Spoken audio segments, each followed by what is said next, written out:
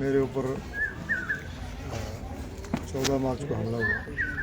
इससे पहले 23 फरवरी 2024 पे मेरे ऊपर हमला हुआ। उससे पहले विधानसभा चुनाव से 2 दिन पहले मेरे बच्चे के ऊपर हमला हुआ। और जब से ये व्यक्ति टिकट लेकर के आया है त्रिलोक जमाल, तब से ये हमलावरों को साथ में लेके आया, बाउंसर लेके आया। चुनावों में लगातार ये बाउंसर उसके साथ चले रहे।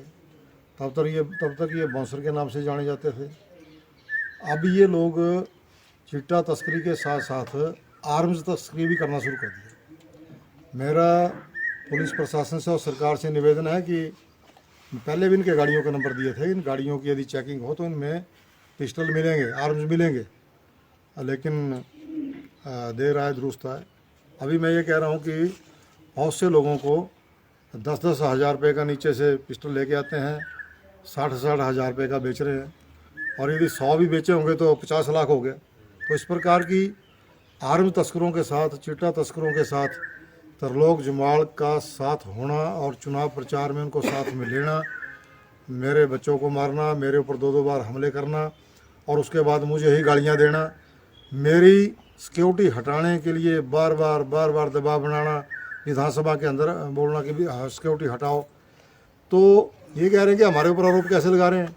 तो आरोप इसलिए लग रहा है, खुद ब खुद आप आरोप लगा रहे हैं, क्योंकि आप खुद कह रहे हैं कि बम्पर की सिक्योरिटी हटाओ। जब आप सिक्योरिटी हटाने की बात कर रहे हैं तो इसका मतलब ये हुआ कि आपको सिक्योरिटी के लोग मौका नहीं दे रहे थे हमला करने का। और उस दिन भी आपको ये लगा कि अब बम्पर ठाकुर के साथ कोई सिक्योरिटी नहीं है, तब आपने 4 शूटर भेज के मेरे ऊपर हमला कराया। अब करोड़ों रुपए का लेन देन हुआ होगा। तो इसलिए अब यदि त्रिलोक जमाल पाक साफ हैं तो डिमांड क्यों नहीं करते कि शूटरों को पकड़ो, तस्करों को पकड़ो। वो बम्बर ठाकुर को गालियां देने में लगे हुए हैं। सरकार से पूछ रहे हैं कि सरकार ने क्या किया। सरकार ने सजाए मौत का कानून बना दिया इस केस के बाद। संगठित जो अपराध करेगा, जो चिट्टा तस्करी करेगा, इनसे त्रिलोक जमाल से मैं जानना चाहूँगा कि जो बंदूकों के साथ फ़ोटो खिंचवाते हैं शूटरों के साथ, आप और आपके आका का पुत्र, तो क्या वो बंदूक जो है लाइसेंस शुदा है? किसकी बंदूक है? बंदूक वालों के साथ आप जो है उन शूटरों के साथ लंच कर रहे हैं, डिनर कर रहे हैं। अपने घर में, बिलासपुर वाले घर में आपने उनके साथ लंच किया, डिनर किया। एक बार नहीं किया, कई बार किया।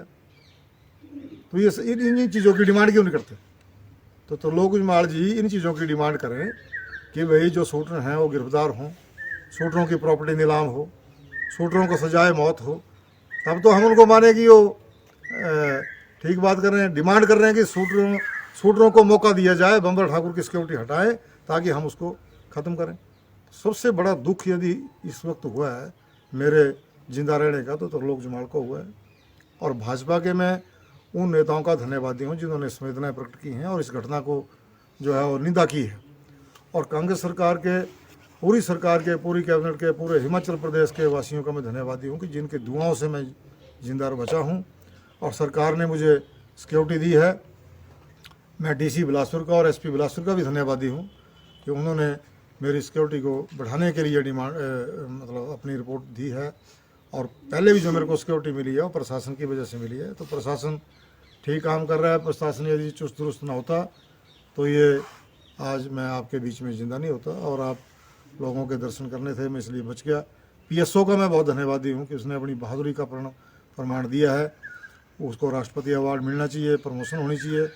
और जो 6 बच्चे जो निहत्थे पत्थरों से और डंडों से गोलीबारी का सामना कर रहे थे, वो 6 के 6 बच्चे भी जो है बहादुरी के पात्र हैं।